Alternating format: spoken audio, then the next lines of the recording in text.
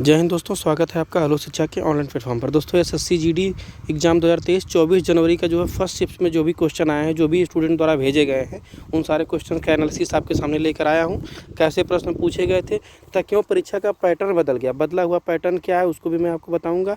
कैसे प्रश्न बदल गए तथा इन PDF भी मैं डाउनलोड करने के लिए आपको लिंक जो है प्रोवाइड करूँगा, जिससे आप इसका PDF डाउनलोड करके जिनकी एग्ज़ाम है वो इसको ज़रूर देखें दोस्तों। तथा जिन लोगों ने इस परीक्षा को अभी तक जो है नहीं दिया है उनके लिए तो ये रामबाण है। तथा जिनका एग्ज़ाम देकर आए वो अपना आंसर मिला लें इससे। चैनल को पर नए हैं दोस्तों तो एक बार सब्सक्राइब जरूर कर दें। आप लोग देख तो लेते हैं लेकिन सब्सक्राइब नहीं करते हैं। आपका सब्सक्रिप्शन ही हमें मोटिवेशन देता है। सारे क्वेश्चंस को क्वालिटी कंटेंट में अच्छे से NCERT बेस्ड, गूगल बेस्ड या फिर कह लीजिए कि एकदम ऑथेंटिक उत्तर आप तक प्रोवाइड करूँगा। चलिए शुरू करते हैं आज का क्लास। वर्तमान में दिल्ली के पहला प्रश्न आपका आता है कि वर्तमान में दिल्ली के नए पुलिस कमिश्नर कौन है। वर्तमान में दिल्ली के नए पुलिस कमिश्नर कौन है। संजय अरोरा हो जाता है दोस्तों सही उत्तर। तमिलनाडु का भी मैंने दे दिया है, कौन से हैं, शैलेंद्र बसु हैं। फिर तेलंगाना के भी दे दिया है, यहाँ पर अंजनी कुमार के बारे में, इनको भी याद कर लीजिए। त्रिपुरा का भी बार बार पूछता है, अमिताभ रंजन के बारे में, इनको भी याद कर लीजिए। उत्तर प्रदेश के जो है कौन है उनका भी आपको डिटेल दिया गया है।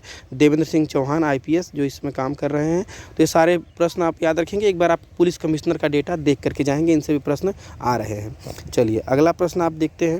अगला प्रश्न आपके सामने है, राजीव गांधी खेल रत्न पुरस्कार किसको मिला था। राजीव गांधी खेल रत्न पुरस्कार पहली बार जो है दोस्तों पहली बार यहाँ पूछा था तो विश्वनाथन आनंद को राजीव गांधी खेल रत्न पुरस्कार, इसका नाम बदलकर मेजर ध्यानचंद कर दिया गया। इसको भी ध्यान रखेंगे, यह प्रश्न आया हुआ था दोस्तों। भारत के अगर आप नहीं जानते विश्वनाथन आनंद कौन है तो भारत के शतरंज खिलाड़ी हैं, अंतर्राष्ट्रीय ग्रैंड मास्टर एवं पूर्व विश्व चैंपियन है ये। विश्वनाथन आनंद का जन्म 11 दिसंबर यहाँ पर देखिए दिया हुआ 11 दिसंबर 1961 में हुआ था। विश्वनाथन आनंद एक भारतीय शतरंज खिलाड़ी हैं, वह एक भूतपूर्व शतरंज विजेता भी हैं। आनंद ने 5 बार विश्व शतरंज प्रतियोगिता को जीता है निर्विवाद रूप से। तो चलिए हम देखते हैं, मतलब आप एक बार खेल रत्न पुरस्कार को देख कर जाएंगे, यहाँ से प्रश्न आ रहे हैं। अगला प्रश्न दोस्तों आपके स्क्रीन पर है, उत्तराखंड का उपचुनाव, यहाँ टाइपिंग मिस्टेक हो गई है, उपचुनाव में विजेता कौन थे, यहाँ वह चुनाव हो जाएगा। तो ये तो क्लियर नहीं हो पा रहा है प्रश्न दोस्तों। उत्तराखंड के चुनाव से संबंधित प्रश्न मुझे लगता है पूछ रहा है, तो यहाँ पर पुष्कर धामी सही उत्तर हो जाएगा। पुष्कर धामी जो है भारतीय जनता पार्टी वहाँ पर जीती है चुनाव, जानते हैं जैसा कि आप। पुष्कर धामी जो हालांकि हार गए थे तो उनको मुख्यमंत्री बनाया गया BJP द्वारा। तो इस तरह से है, आप एक बार इसको देख लेंगे। अगर किसी को इसका सटीक प्रश्न या उत्तर पता है तो एक बार वो हमें जो है भेजे, क्योंकि इसका उत्तर सही से मिल नहीं पाया, नहीं तो इसका प्रश्न समझ में आ रहा है। अगला प्रश्न इसी तरह से है, एक कुत्ते के 4 पैर हैं तो एक पक्षी के कितने पैर होंगे। इनका भी वही हाल है रीजनिंग में, तो 2। अब ये भी प्रश्न कुछ क्लियर नहीं है।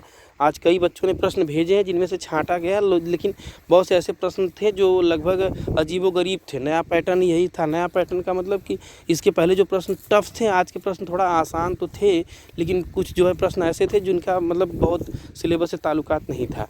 तो चलिए दोस्तों, चैनल पर नए तो सब्सक्राइब करिए। आप लोग वीडियो देख तो लेते हैं, आंसर मिला भी लेते हैं, लेकिन आप लोग जो है चैनल को सब्सक्राइब नहीं करते हैं दोस्तों। अगला प्रश्न आपके सामने लेकर के आ रहा हूँ, मुंह पर मिठाई खिलाना या खिलना। जरा ध्यान से देखिए, 2 मुहावरे हैं। एक होता है मुंह पर मिठाई खिलाना या मुंह पर मिठाई खिलना, दोनों का अलग अलग अर्थ है। कौन सा प्रश्न था, जो परीक्षा देख रहा है वो कमेंट करेगा, या फिर जो भी इसको समझ पा रहा है वो कमेंट सेक्शन में एक बार बताए। मुंह पर मिठाई खिलाना का मतलब तो घूस देना माना जाता है जनरली। मुंह पर मिठाई खिलना का तात्पर्य खुश हो जाना, खुशी से मतलब खिलखिला उठना, ये होता है। तो देखिएगा कौन सा आपको समझ में आ रहा है, इसमें एक बार आप जो है कमेंट करेंगे।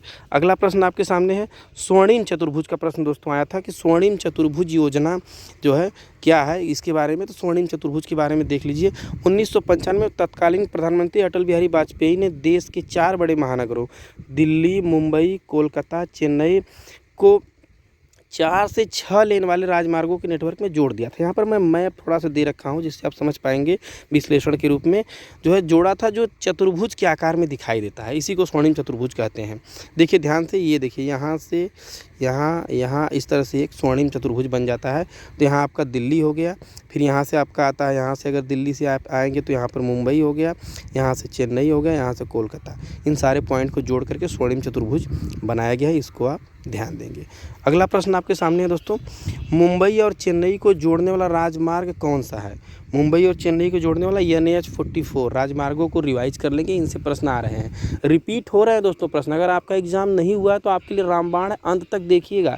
10 मिनट का समय आपका नहीं लगेगा, उससे कम में करा दूंगा, लेकिन ये आपके लिए इन जो प्रश्न हैं यह केवल वीडियो देखने मात्र भर का आप समय न दीजिए, इन प्रश्नों से संबंधित टॉपिक को पढ़िए।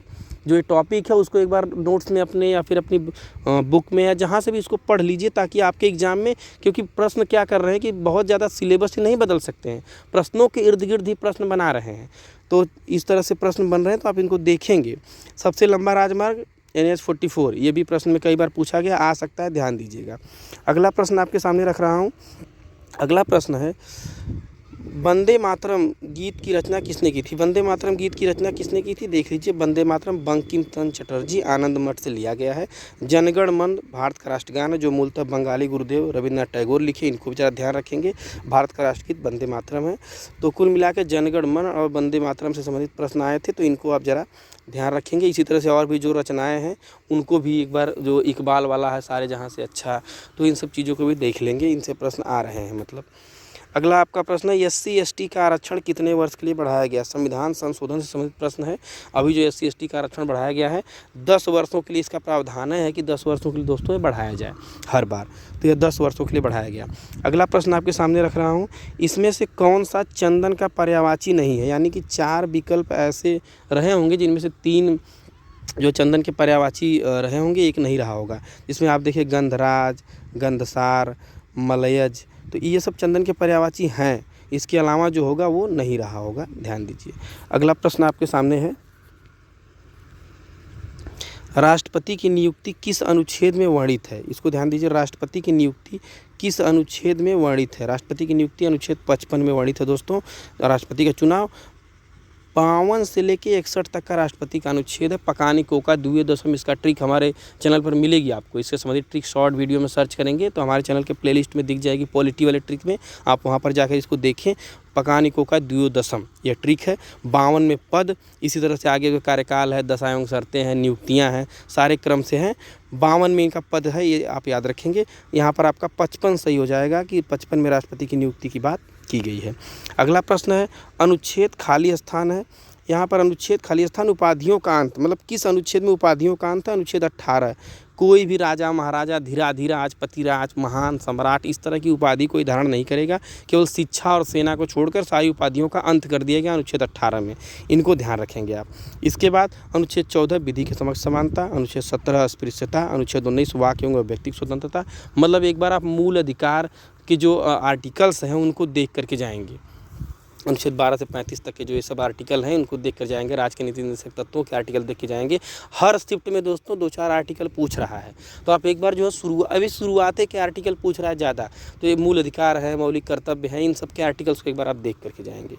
इसके बाद अगला प्रश्न आपका आता है, पूजा का समानार्थी, हिंदी का प्रश्न है, पूजा का समानार्थी शब्द कौन सा है? तो अर्चना, उपासना, आराधना, प्रार्थना, वंदना, ये सब समानार्थी है। इसके अलावा जो रहा होगा वो नहीं रहा होगा, तो इसको आप ध्यान देंगे। तृतीय पंचवर्षीय योजना का उद्देश्य क्या था? तृतीय पंचवर्षीय योजना क्या है, इसके बारे में आप समझ लीजिए, अच्छे से डिटेल में दिया हुआ हूँ। सारी पंचवर्षीय योजनाओं को एक बार रिवाइज करिए, हर परीक्षा में एक पंचवर्षीय योजना भी पूछ रहा है दोस्तों। यह वीडियो आपके लिए मात्र हमारा बनाने का या आप तक पहुँचाने का यही उद्देश्य है कि जो अभ्यर्थी दे चुके चलिए उनका तो ठीक है, लेकिन जिनके पास समय सुनहरा मौका है वह इन्हीं से संबंधित टॉपिक्स को रिवाइज कर लें। बार बार मैं ये बोल रहा हूँ, पहले भी मैंने बोला था, अभी भी यही आपको करना पड़ेगा, तभी आप सफलता पा पाएंगे इसमें। तीसरी पंचवर्षीय योजना का मुख्य उद्देश्य कृषि पर जोर देना, गेहूं के उत्पादन में सुधार करना था।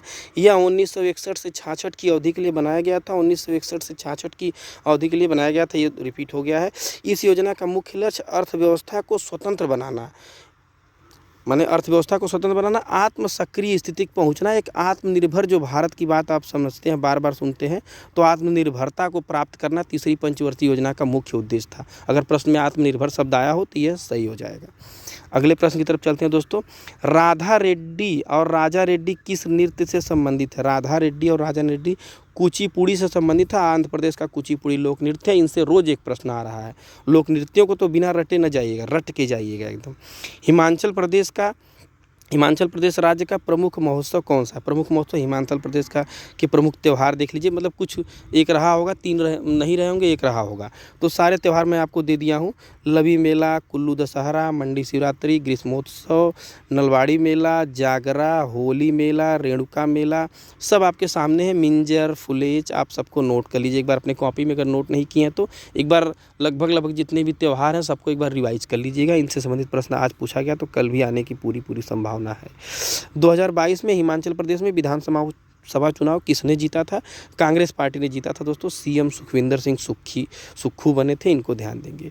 चुनाव से संबंधित आज प्रश्न आए थे, इसका मतलब भारत में लोकपाल की नियुक्ति कौन करता है? राष्ट्रपति करता है। लोकपाल की नियुक्ति राष्ट्रपति करता है। राज्यपाल की नियुक्ति राष्ट्रपति करता है। सीजीआई की नियुक्ति राष्ट्रपति करता है। चुनाव जितने भी बड़े बड़े पद हैं दोस्तों, आप एक मतलब मोटा सब कह लीजिए कि लगभग इन सब में राष्ट्रपति ही नियुक्ति करता है। अगला प्रश्न है, जो फालतू में बोले उसे क्या कहते हैं? अगर इसका उत्तर आपको सटीक पता हो तो लगाइएगा, हालांकि फ़िलहाल हम तो कमेंट सेक्शन में बताइए। तो वाचाल मैं समझ पा रहा हूँ, जो ज़्यादा बोलता है उसको वाचाल कहा जाता है, यही है। वीडियो पसंद आया दोस्तों तो लाइक करें। कमेंट सेक्शन में बस आप गुड लिख दें, हमें समझ में आएगा आपको वीडियो अच्छा लगा। वीडियो को अपने ज़रूरतमंद दोस्तों तक शेयर करें जिनका परीक्षा नहीं हुआ है। चैनल पर अगर नए हैं तो सब्सक्राइब करें दोस्तों, आपका सब्सक्रिप्शन ही हमारे सपोर्ट का काम करता है। आप लोग वीडियो तो देख लेते हैं, वीडियो में देखता हूँ हज़ारों लोग देखते हैं, लाखों लोग देखते हैं, लेकिन सब्सक्राइब बहुत कम करते हैं। तो सब्सक्राइब करें, आपका सब्सक्राइब करना ही हमारे लिए सपोर्ट है दोस्तों। तो इसी तरह के क्वालिटी कंटेंट आप तक पहुँचाता रहूँगा। जय हिंद, जय भारत।